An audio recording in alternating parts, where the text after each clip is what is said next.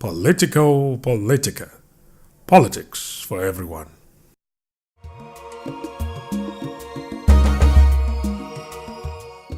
Welcome back to Politico Politica with me, your host, Isabella Akinseye. It's now time for our politics and more segment.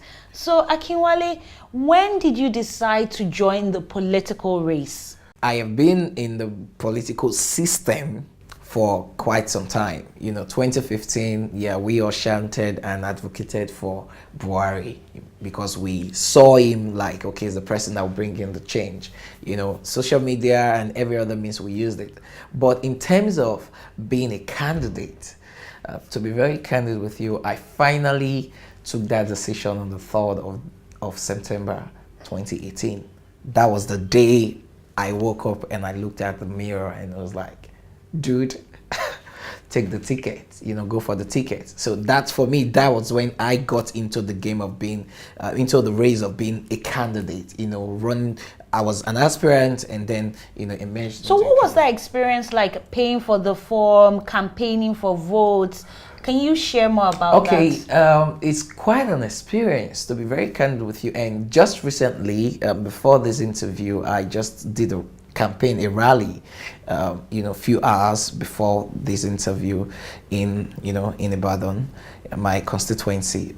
So it's quite an experience for me. It's a new experience because you get to meet different kind of people. But how did you move from being an aspirant to being the candidate? Well, obviously, party primaries.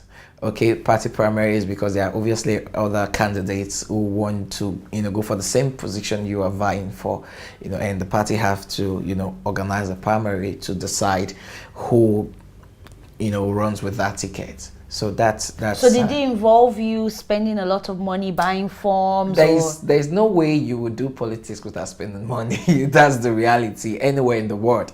There's no even student unionism. You have to spend money. You have to print whatever your posters or whatever, and back then in school you have to photocopy, and so either way you're still spending money. So obviously, yes, you have to buy a form from the party and make some posters too, even while you're an aspirant. For me, so you're spending money as an aspirant, and now as a candidate you're spending more. So you're spending more. How are you funding it? Okay, personally for me, my friends, my personal funds first. That's number one. I brought in my own personal funds into this, and then I have my friends. I have the populists, the crowdfunding, because my ideology, back to what you asked earlier, is that I don't need a godfather to sponsor me. My godfathers are Nigerians, home and abroad, because at the end of the day, these are the people I am, I'm getting into office to serve, So if I focus my energy on one person as my godfather to sponsor me, so it simply means that when I get into office, I will have to start paying this guy back. And doing so would obviously mean neglecting your primary duty of, taking care of your people, representing them. So I don't go with that ideology, though there is a disadvantage to that, and I would be very candid about it. The disadvantage is you might not get the kind of fund you need for your campaign, which eventually becomes a challenge. And to be very candid, I'm experiencing that, but it's not holding me back, because in 2015, the Jonathan campaign had the money.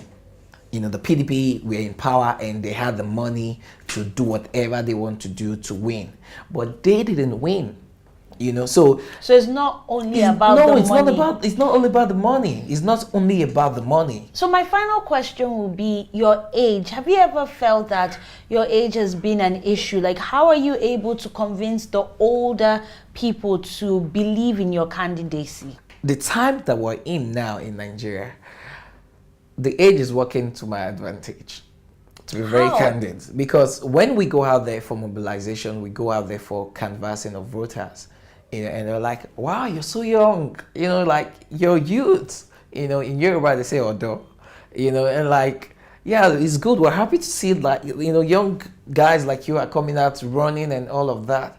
You know, my party happened, I'm sure in the whole of Nigeria, maybe my party have the youngest female state honorable, as in, you know, running for House of Assembly, you know, and it's quite encouraging because it's a motivation to other youths. It's a motivation to the celebrities who thinks they don't need to get involved in politics. It's a motivation to pastors, even the children of pastors. You know, the pastors. So the age is working for you. The age is in Nigeria right now. The age is an advantage. So if you're a youth out there, come out, get involved in this thing called politics. You know, yes, they've threatened us, they've said so many things about politics being bad again.